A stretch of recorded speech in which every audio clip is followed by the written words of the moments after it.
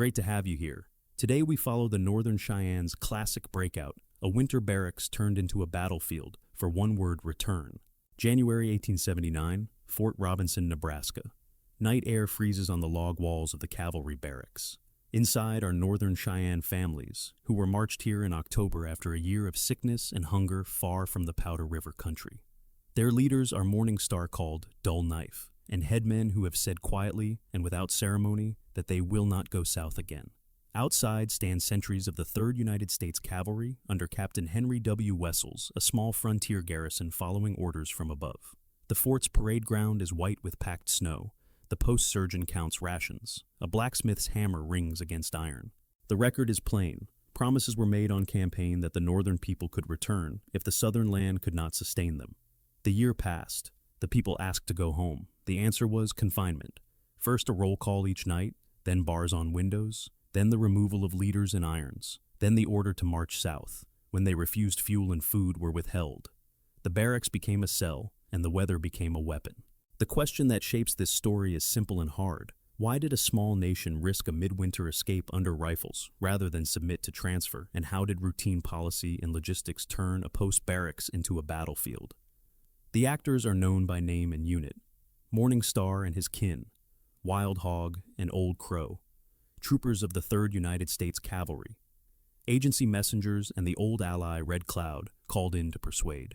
The place is fixed on the White River in northwestern Nebraska. The time is the 2nd week of January, when the snow lies deep and the nights are long. The significance reaches beyond the fort. The outcome set the path for where the Northern Cheyenne would live for generations. September 1878, Darlington Agency, Indian Territory. 1 year has passed since Northern Cheyenne families were sent south after the Great Sioux War. The land is warm and timbered but poor in game. Malaria and measles move through the camps. Rations arrive by wagon on irregular schedules. Agency beef is thin. Coffee and sugar are measured out with warnings to make them last. Men count children lost since spring. The leaders keep one promise in mind from the 1877 surrender talks: if the southern country cannot sustain the northern people. After a year, they may return to their own ground. Backdrop to that promise runs further back. The Fort Laramie Treaty of 1868 fixed a northern domain for Lakota, an allied Cheyenne, and Arapaho. Railroads soon pressed the edges. By 1874, the Black Hills Gold Rush and the surveying lines of the Northern Pacific cut the map to pieces. Herds that once covered the Powder River and Tongue River country were shot down for hides and to starve fighting men. By 1877, the buffalo are a shadow. In council lodges, the old men say a people cannot live without the animals they were made to follow. On the agency ledger, the answer is flour and beef and school rules. Policy turns as the wars close. The Army fights the columns of 1876 and 1877, then hands daily control back to Interior. The agency wants fixed residence work details and the school bell. The War Department wants calm posts and obedience to transfer orders. Washington wants fewer petitions and no northern migrations. The practical meaning is, this lists headcounts withheld annuities for any family that leaves without permission and disarmament when tension rises. The instruments are paper keys and rail timetables. Summer 1878. The Darlington issue shortens. Cheyenne notice that beef tallies do not match mouths. Corn weevil and fever spoil what little stores they have. Hunting parties return empty. A few young men steal away at night and are brought back in irons. Mothers who lost infants in the humid months look north when the wind shifts. The leaders Little Wolf and Dull Knife speak softly in evening circles. When the year is done, we go home. There is no talk of taking scalps. The talk is of grass water and graves. Late August 1878. Agency officials tighten rules. Guns are collected for safekeeping. Movement beyond day rides is denied. Messengers warn that any attempt to leave will be met by soldiers. The objective on the United States side is clear: prevent an overland flight that would draw columns, frighten settlers, and embarrass the department. The constraint is equally clear. The agency staff is small, the nearest posts are days away by courier, and the families outnumber the policemen. Logistics are fragile. Wagons bring flour and beef across long routes that flood in rain. Telegraph lines are reliable only once the party reaches Kansas. September 9th, 1878. The Northern Cheyenne depart. About 300 people move at night, with a few rifles, some revolvers, and what ammunition could be hidden under bedding. Travois Creek. Elders ride for a time, then walk to warm their legs. The objective on the Cheyenne side is Fixed Reach, the Platte, and the Powder River country, before winter traveling in a tight column that shields the children and splits only when forced. Constraints are iron-scant food, thin ponies' sickness, and the need to evade both soldiers and civilians. Their logistics are handmade: water from creeks, heat from driftwood, meat from whatever few antelope can be taken along the way. Mid-September to October 1878. The pursuit grows along the telegraph. Troops from several posts ride to intercept. The goal for the Army becomes to turn the column back south without a general fight. Orders emphasize recovery of non-combatants, separation of leaders, and disarmament. Captured families receive rations and blankets as inducement. Ammunition is counted. Horses are seized. The Army's supply is good where rails run and poor where canyons break the road. The pursuit burns fodder at a high rate. Horse strength will fall if this goes on into deep winter. October 24th, 1878. One portion of the band under Dull Knife is escorted into Fort Robinson in northwest Nebraska. The stated plan is to hold them and then send them south by rail. The fort's objective is administrative keep. Order, await instructions, and execute transfer. The constraint is seasonal and moral. Snow is early. Barracks space is limited. Women and children fill rooms meant for soldiers. Winter fuel must be hauled in sleighs. Any cut in rations risks sickness that will be seen and reported beyond the post. December 1878 to early January 1879. Interiors and departmental staffs exchange letters. The order hardens. The prisoners must return to Indian territory. At the post level, the steps are simple. Bar the windows, remove outspoken men to irons, cut off rations and fuel to compel a march.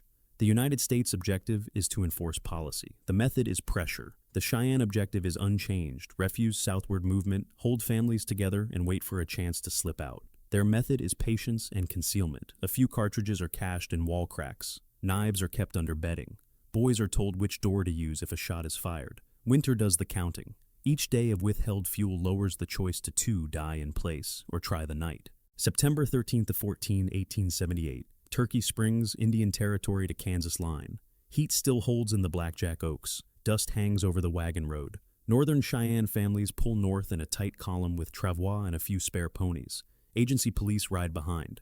A courier goes ahead to warn posts on the rail. The first hard contact comes in broken brush at Turkey Springs. Soldiers and armed civilians press the column's rear and left flank. Shots crack from draws and cedar cover. Women pull children down and drag the travois into thicker brush. Runners move along the file to keep the families together, while a handful of men trade fire from shallow scoops of ground. Night drops hard and windless. Telegraph stations across the line into Kansas light up with short messages, Indians moving north numbers, uncertain families included. The immediate effect is a widening net. Section bosses along the rail agree to close water stations at dusk and flag any mounted parties moving after dark. The Cheyenne push through a gap at dawn, leaving cook fires to smoke in the low ground, as a decoy then slide west of the Santa Fe Trace and cross into Kansas. Behind them, delay builds into policy. The Darlington agent sends a longer dispatch that hits Army headquarters a day later than hoped.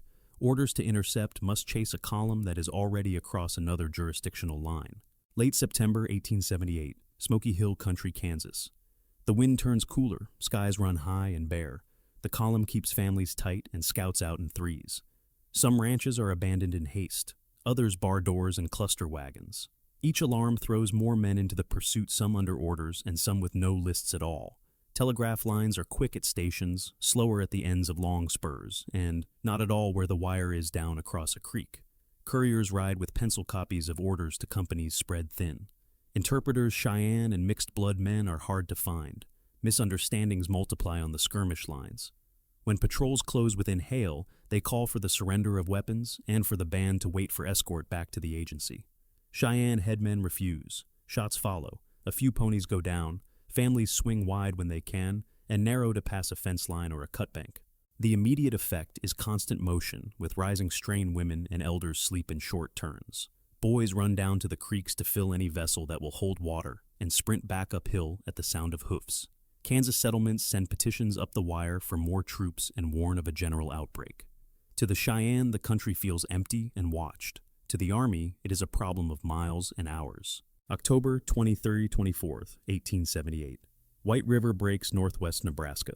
The weather turns fast. A dry front brings a first rim of ice at dawn and flurries by evening. Dull Knife guides his portion of the band toward Lakota Friends near the old Red Cloud Agency. Scouts from the 3rd United States Cavalry find their trail in the break south of today's Chadron. The families do not run. They accept escort to Fort Robinson with the promise of shelter and talk. At the post, the parade ground is already white in patches. The log cavalry barracks smell of old smoke and damp wool. Sentries are set at the corners and a roll is taken. Interpreters working from Cheyenne into sign and English relay questions and answers through crowded rooms where every word is heard by dozens of ears. The post commander wires his superiors that 149 people are in his charge and awaits instructions. The immediate effect is a pause under guard that feels temporary to the garrison and final to the families. A winter route south is mentioned over rations. Cheyenne women look at the narrow windows and the iron latches and say little. Couriers carry the post telegram to the nearest main line. Replies lag behind the weather by days. December 1878. Fort Robinson, Nebraska. The snowpack holds. The parade ground crunches under boots. Orders from Department and Interior arrive in short official language. The prisoners are to be returned to Indian Territory. A new set of local rules grows from that one sentence. Windows are barred. Movement outside is cut to measured hours. Leaders who speak most plainly are taken in irons to a separate room. An interpreter carries the new orders into the barracks, repeating phrases until they are understood by all. The families answer in the same calm tone they have used since autumn: they will not go south. The post surgeon records a cold that worsens without fuel. The quartermaster notes that wood is dear and must be hauled in sleighs. Withholding fuel and rations begins as a compliance measure just until they agree to march and becomes with each night of hard freeze the center of the dispute. Telegraph messages grow blunt and short. The immediate effect is to strip the problem down to two positions that cannot meet in order to move south against a refusal to move at all. Children cough. Men take turns standing at the shuttered windows to watch the yard. Inside the walls, a few cartridges and a knife are hidden, where a hand can find them in the dark. Outside the garrison, drills at noon rifles clacking in a sound the families have learned to count by. January 3-8, 1879, Fort Robinson, Nebraska. The cold deepens and the standoff lengthens. A visiting delegation that includes Red Cloud is brought in to persuade. He asks the families to accept the transfer and live. The reply is steady: to live, they must go north. A courier takes that day's returns to the nearest wire. A reply comes back the next morning repeating the order to march south at once. The interpreter's task grows heavier, moving the same phrases across two languages and into a crowded room where men must hold their voices low to keep children from waking. The garrison's logistics compress into a winter routine. Wood wagons, ration counts, sentry lists. The family's logistics compress into survival, shared blankets, careful breath, and plans in whispers if the door opens at the wrong hour. Pressure escalates in ways that do not always sound like force. An officer walks the barracks and speaks calmly about trains and schedules. A mother looks at her child's breath in the air and measures the wood left in the bucket. George Crook Official Report, Omaha, Nebraska, September 27, 1879. The Indians at Fort Robinson, when ordered to prepare for the journey south, refused. Fuel and rations were withheld to compel obedience. During the night of the 9th, they broke from the building under fire and scattered in small parties toward the river and breaks. Return to neutral narration. January 9, 1879 arrives with clear stars and 6 inches of old snow on the ground. A guard detail moves 2 men in irons after dark. Inside, families murmur and settle again. Then a different kind of movement begins, hands testing shutters, boys warned which way to run, a few men placing themselves between the door and the children. The telegraph is quiet at that hour. No message can outrun a shot in the night. When the shots come, they are close and fast. Sentries shout. Officers call for the companies. The immediate effects are measured at first in heartbeats and then in miles. 2 guards down at the windows. Women carrying children through smoke and frost. Patrols forming on the parade ground.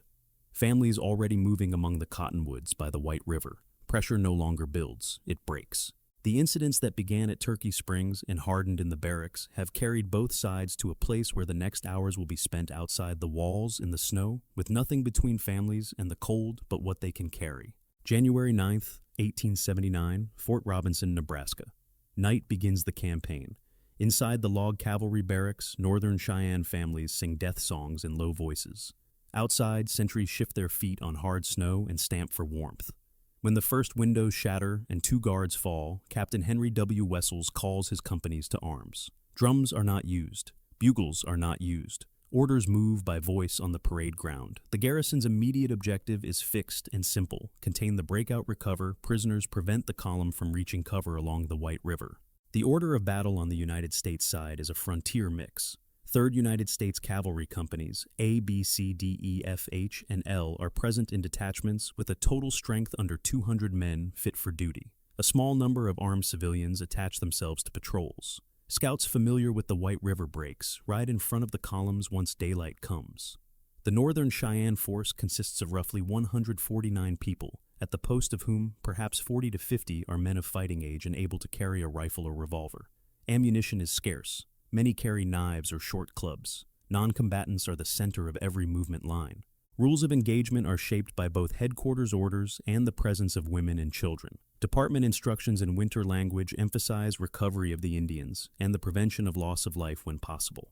A short telegraph received earlier in the week reads in effect, "Move them south at once. Use necessary measures to compel obedience." The last clause becomes the hinge on which the next 12 days turn. First contact comes at the barracks itself. A short, heavy volley at the windows, a rush through smoke and splinters, then a hard left toward cottonwoods along the White River. Families move by pairs and threes. Men run a few paces behind to draw fire. Soldiers fire controlled shots from the yard. Some Cheyenne fall on the parade ground. Others slip past the last outbuilding and into the river bottoms, where the snow is broken by willow and drifted logs. By midnight, patrols are formed under company officers with cartridges counted and lanterns hooded. The temperature is low enough that every breath hangs in the air. Sound carries farther than men want it to. Horses are saddled and led at a walk to keep them from blowing in the cold. January 10th, White River bottoms. The march is rendered by terrain. Cottonwood galleries break sight lines. Cutbanks and old flood scars make shallow ditches that serve as breastworks. Patrols fan along both banks, aiming to shear the fugitives away from the deeper breaks and back toward open ground. Cheyenne leaders divide families into small files that can hide in willow clumps. A pair of men will draw fire on a bank, while women and children cross a shelf of ice in shadow. Short fights start and stop in a minute. Casualties mount in 2s and 3s.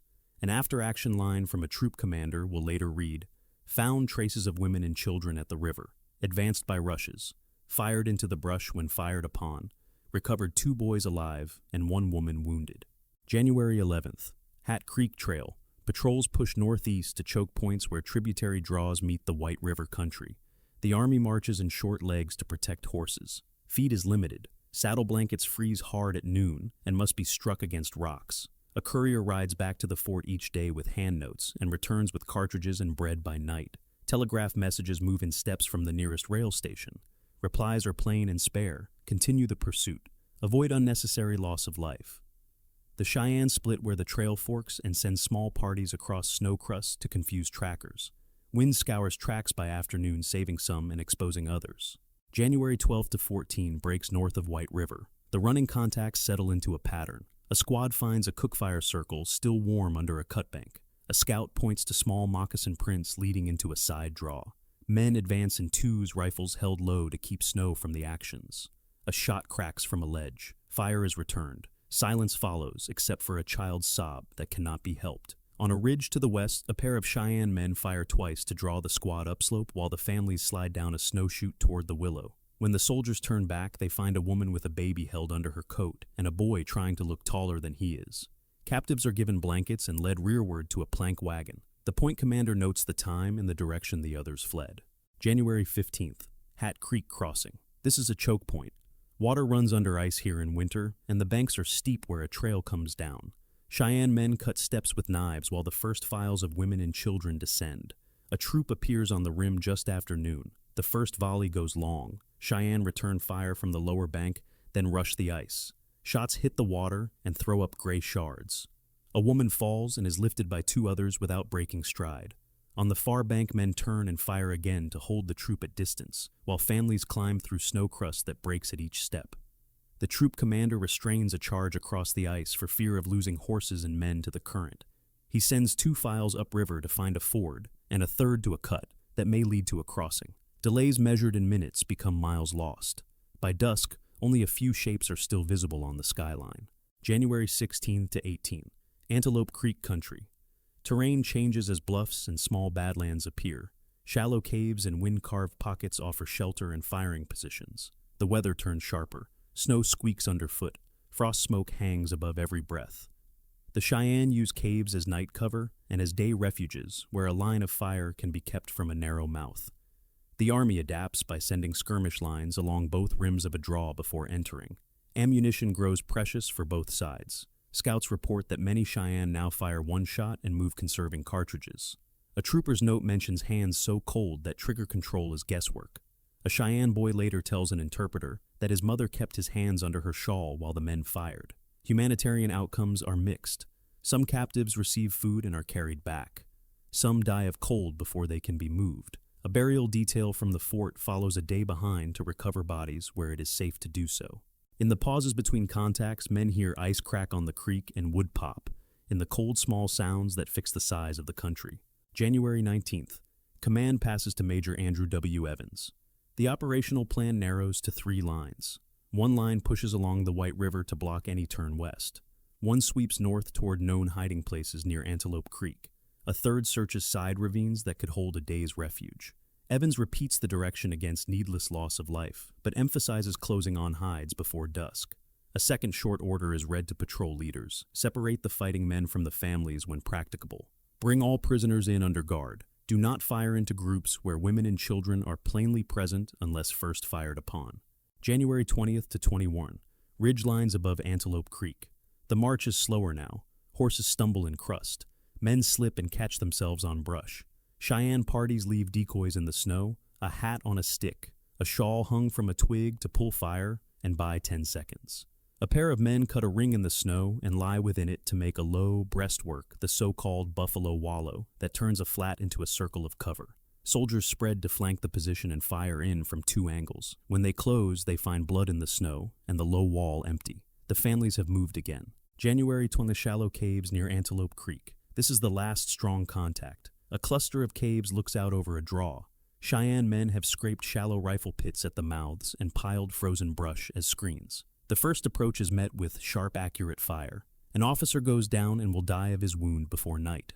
Soldiers pull back and hook around to find the rear of the caves. A few rounds are thrown low into the brush to keep heads down while men rush the mouths. Fighting is close here, closer than anyone wants in a winter war. When it ends, some Cheyenne lie still at their pits, some are carried out bleeding, and a number of women and children are taken into the open with their hands high and faces white with frost.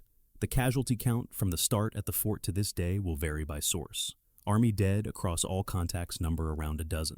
Cheyenne dead are often listed near 60, with about 70 captured. Estimates vary because some bodies are not recovered until thaw, and some parties reach Lakota camps without being counted. Non-combatants shape every decision. Soldiers who find a girl alone under a cutbank lift her into a saddle and wrap her in a coat. Women who are searched for weapons hide only small knives used to cut meat and rawhide. Prisoners walk or ride back in wagons, with hay thrown on the boards for some warmth. A few civilians who trailed the patrols without orders are sent away when they try to approach the caves after a fight. The garrison knows it will answer for every death in daylight once spring comes. The Cheyenne know that every minute saved may carry a child to safety in a Lakota lodge. Logistics decide what zeal cannot. The Army's cartridges arrive, but hay does not. Horses lose weight each day. Men tire from marching in crust that breaks every third step. The Cheyenne have no supply but what they carry and what the land gives in winter, which is little. They heat stones in small fires and wrap them in cloth to warm a child for an hour, then walk on. They share the last of corn, pounded fine in a cloth, then walk on. At night, breath hangs in a cloud around any group bigger than a family. That cloud betrays their place to any man who knows where to look. 2 short disputes between record and memory deserve to be marked. Some later retellings speak of a planned massive assault by Cheyenne men on the parade ground at the moment of breakout.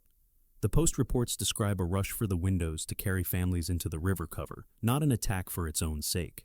Some accounts say that fuel and food were never fully withheld. Departmental documents and post notes speak plainly of rations and wood cut off after refusal to march. The broad lines of the campaign are not in dispute. A small nation tried to move its families through a ring of patrols in midwinter. A frontier garrison tried to enforce orders without turning the White River country into a field of the dead. The end came not as a parade, but as a set of small scenes each measured in yards and minutes in which men tried to buy time for the people they loved. By night, on January 22nd, the firing has fallen away. Some families remain missing in the breaks. Others are under guard and moving back toward the fort. Patrol horses stand with heads low and ice in their whiskers. The cold keeps what it has taken. The campaign has run from a single room at a frontier post to a scatter of caves and willow thickets across 30 miles of winter country. Orders are refolded and put away. Men count their cartridges and write quick notes home. The story moves on toward the questions of consequence, but the ground here will hold the print of what was done until the thaw. January 22nd, 1879, Antelope Creek Country, Nebraska. The winter campaign reaches its inflection. Shallow caves cut into the rimrock above the draw hold the last strong refuge for scattered Northern Cheyenne families from Fort Robinson. The objective on the Cheyenne side is unchanged since September: keep women and children alive, and moving toward friends to the north. The constraint is absolute few cartridges left, almost no food, and night temperatures that punish any pause. The objective on the United States side is administrative and immediate: recover prisoners, separate fighting men from families, and end the running contacts without turning the breaks into a field of the dead. Their constraint is the same: winter horses blown thin, and a pursuit stretched across miles of cutbanks and willow.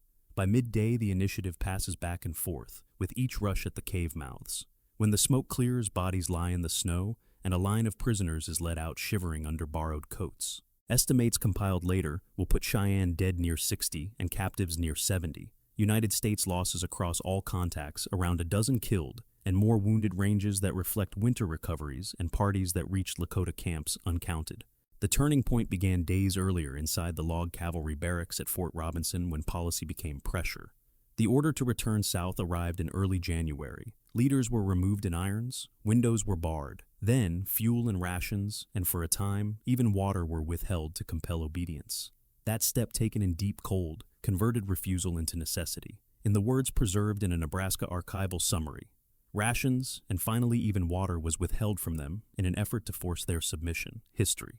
Nebraska Archival Summary, Lincoln, Nebraska, undated. Once the breakout began on the night of January 9th, terrain and weather made the rules.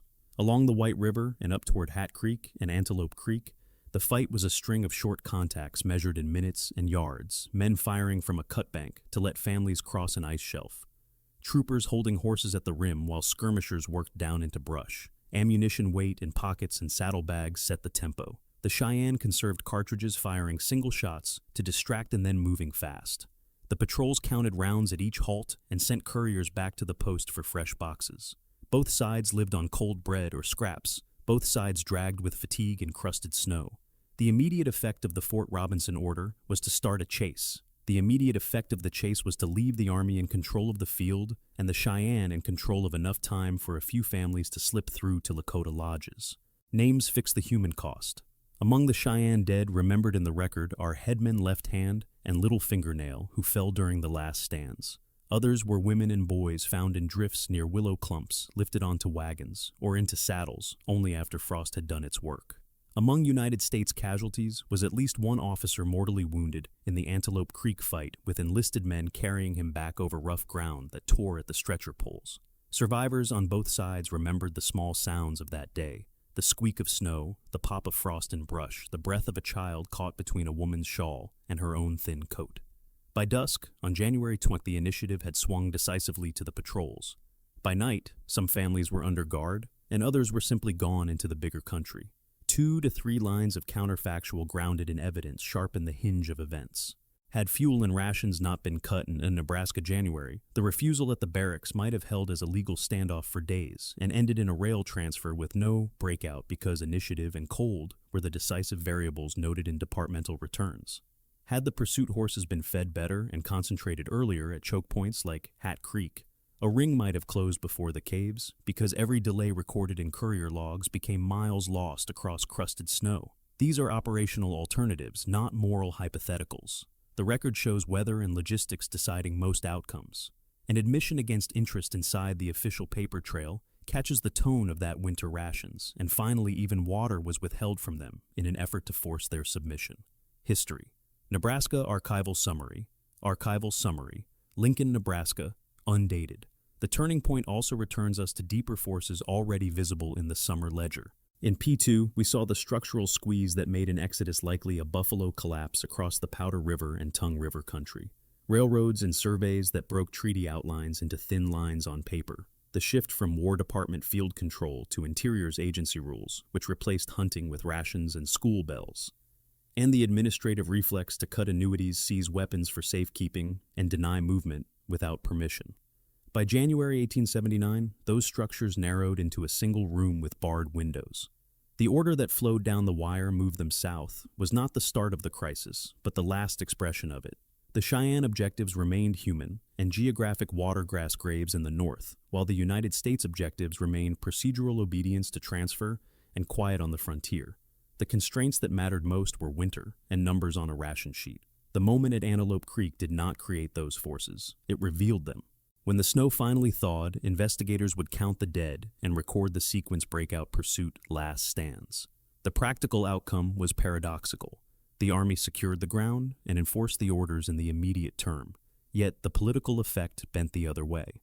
Survivors from Little Wolf's Trail remained in the Powder River and Tongue River country, and the Northern Cheyenne Reservation took shape there in the years that followed, an outcome that traces directly back through the cold rooms at Fort Robinson to the structural pressures that made the exodus inevitable. The turning point, in other words, was a winter choice made under orders and under frost, and it turned not only a night fight in Nebraska, but the map that would define where a small nation could live. Late January 1879, Fort Robinson, Nebraska. The guns fall silent and the paper begins. Officers write incident returns and casualty lists by lantern light. Civilians give statements about where they found tracks and which ravine held a cave. Within months, departmental headquarters compiles a formal sequence refusal to march confinement measures, breakout under fire, running contacts to Antelope Creek, and forwards it for the record. In a report dated September 27, 1879, the department commander sets down the key facts orders to move the prisoners south were issued. Rations and fuel were withheld to compel obedience. The breakout occurred on the night of January 9th. Scattered parties were overtaken in the White River country. The prose is dry, the implications clear. Administrative decisions created the conditions for a winter campaign, whose last fights occurred within a day's ride of the post. Arrests, transfers, and separations follow. Surviving families taken in the final actions are returned under guard to Fort Robinson and then routed to agency control. A number reach Lakota lodges and are sheltered until spring. Investigation is aimed less at courts-martial than at accounting who gave which order, whether the measures at the barracks matched the instructions from above, and how many died after the breakout began. Nebraska's historical summaries settle on approximate ranges, roughly 60. Cheyenne killed more than 70 captured, and about a dozen United States dead numbers that reflect winter burials, late recoveries, and survivors who slipped north without being counted. The language on the state markers is blunt. The outbreak produced dozens of dead and a large number of recaptures. Policy does not end at the post. The longer administrative outcome moves in the opposite direction of the immediate military result. In 1884, the executive branch sets aside a Northern Cheyenne reserve around the Tongue River Agency in Montana Territory, formalizing the right of the northern people to live on their own ground. The order defines the reservation footprint in square miles and anchors it to the agency, translating years of petitions and winter losses into a boundary on the map. Reservation governance brings the familiar mechanics of the era, head counts, ration issues, and school placements. Annual censuses record families by household births and deaths and the slow recovery from epidemic years in Indian Territory. Local histories and timelines compiled for educators and by tribal representatives track these shifts.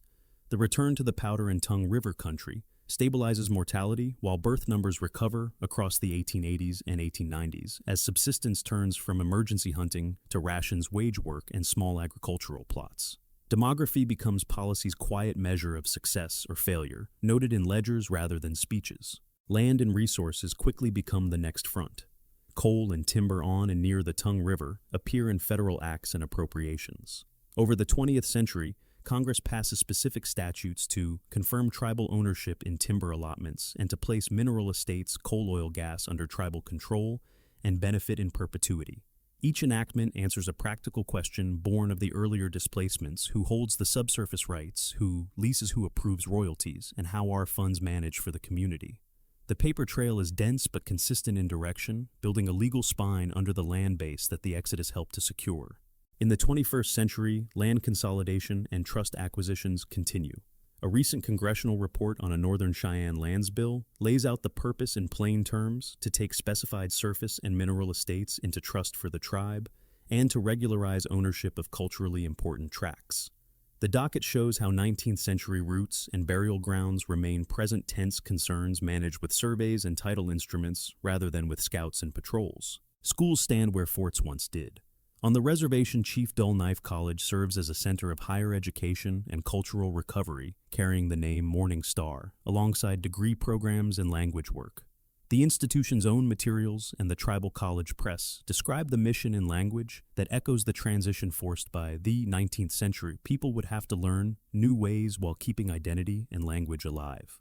Where agency schools once pulled children away from families, a tribally guided college now anchors them to home ground and helps train the professionals who manage land, health, and law. Cultural continuance is not abstract. Ceremony language and seasonal movements adapt to policy while refusing to disappear. On cold days each January, Northern Cheyenne youth and supporters set out on foot from the site of the barracks and run north 400 miles across Nebraska, Wyoming, and Montana to the Tongue River country. The annual Fort Robinson Outbreak spiritual run began with a few runners and has grown into an intergenerational relay timed to the night of January 9th. The route is living memory. It passes fields and towns, crosses rivers once lined with willow and ice, and arrives at a homeland that exists because earlier families did not turn south. Ledger art, winter counts, and local commemorations carry the names forward. Community events on and off the reservation mark the dates with speeches, songs, and quiet reading of lists. Museums and state historical programs publish summaries that put the places in plain language: Fort Robinson, White River, Hat Creek, Antelope Creek, and identify the leaders who fell in the last stands. In those texts, the debate over terminology outbreak, breakout, massacre remains, but the chronology has settled into broad agreement, supported by the department's 19th century reports and by later syntheses. Economic life under reservation policy shifts from hides and open hunts to wage work leases and resource management. Grazing agreements and easements tie local ranching economies to tribal lands. Timber and coal management requires technical training and legal oversight that did not exist when the families left Indian Territory. Statutes confirming ownership of timber and minerals respond to disputes that would have been unthinkable before the Buffalo decline. They also finance health education and housing programs administered by and for Northern Cheyenne families. This is the administrative face of continuance spreadsheets and audits rather than coups and charges, but it grows from the same root, keeping people on their own ground with enough resources to raise children and bury elders in known places. Public memory outside the reservation shifts as well. State markers, museum exhibits, and widely read summaries frame the winter of 1878-79 as a sequence of choices under pressure. Nebraska's materials acknowledge the cutoff of rations and fuel at the fort. Federal reports preserve the order to move the prisoners south. Regional histories trace the routes and identify the draws and crossings. The administrative voice and the community voice converge on simple facts. Families were confined in a barracks.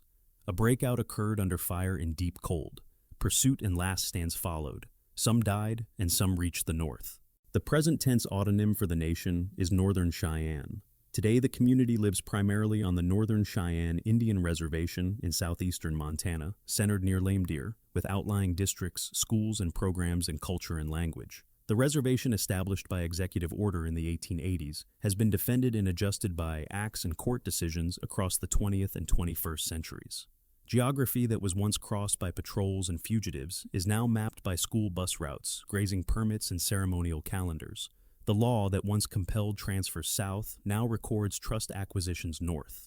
The distance between the log barracks and the campus at Chief Dull Knife College measures what changed. The human cost remains the line that cannot be softened. Winter counts remember the year families ran from a fort and many did not return. Names of headmen who fell, left-hand little fingernail, appear in summaries and on museum cards. The unnamed women and children appear in numbers and in stories told on long bus rides to games, or in classrooms where Cheyenne is spoken alongside English. If a single thread ties the administrative record to the living community, it is this the structural forces that drove the Exodus Buffalo collapse survey lines. Agency orders were met by choices that preserved a people's place. The outcome is visible each January night when runners leave the old post and set their course for the Tongue River, carrying the past forward at the pace a body can keep. Scholarly work on the Fort Robinson breakout converges on three core conclusions. First, the Exodus was the predictable end of structural pressures set in motion years earlier. Buffalo collapse on the Powder and Tongue River survey lines and rail corridors that shrank treaty space, and the administrative shift from wartime columns to agency confinement. 2nd January 1879 marks a policy failure as much as a tactical episode. The decision to compel a winter transfer through confinement and ration fuel cutoffs transformed a standoff into a humanitarian crisis and ensured violence. Third, the aftermath reversed the intent of the order. Although the Army reasserted control locally, the political and moral force of the Exodus helped secure recognition of a Northern Cheyenne homeland in Montana in the 1880s, anchoring community continuance on ancestral ground. Debate persists on particulars. Casualty ranges differ by source and timing of recoveries. Some tallies include deaths during the running contacts, only others count those who succumbed to exposure afterward. The role of individual officers is read in different lights. One interpretation emphasizes Captain Henry W. Wessel's constraints under departmental orders and winter logistics. Another stresses command responsibility for escalating coercive measures inside the barracks. Red Cloud's visit is likewise interpreted both as a sincere attempt to prevent bloodshed and as an instrument of federal policy that had already foreclosed a negotiated return north. On Cheyenne leadership, historians generally agree that Dull Knife and allied headmen pursued a defensive strategy centered on non-combatants, yet questions remain over whether a more rapid split of the band at the Kansas line or a push to Lakota protection earlier might have reduced losses. Across these debates runs a broader caution memory traditions that focus on one last stand can blur the dispersed family-centered nature of the flight. The legacy operates on three planes. In policy, the episode became a case study in the unintended consequences of coercive administration, later recognition of a Northern Cheyenne reservation. Subsequent acts clarifying timber and mineral ownership and modern trust acquisitions reflect a corrective arc that traces back to the White River in winter. In doctrine, both sides absorbed operational lessons, United States patrol practice in broken country, winter pursuit logistics, and rules for separating families from fighters. Cheyenne practice of fragmenting into small, fast parties and exploiting cutbanks, willow, and shallow caves to buy time for children lessons preserved in reports and in community retellings. In symbol, the breakout joined winter counts, ledger art, and the annual Fort Robinson outbreak spiritual run as a living emblem of refusal to be removed, binding geography, law, and kinship into a single historical memory. What endures is not a single volley or cave, but a proof carried through snow that a small nation would accept any risk to live on its own ground, and that choice bent policy borders and memory for generations. Today's account shows this policy sought quiet, but the choice to return spoke for a nation. How should casualties be counted fairly between winter counts and Army records, and which detail needs extra verification in the fact check? Add your thoughts below. Thank you for watching.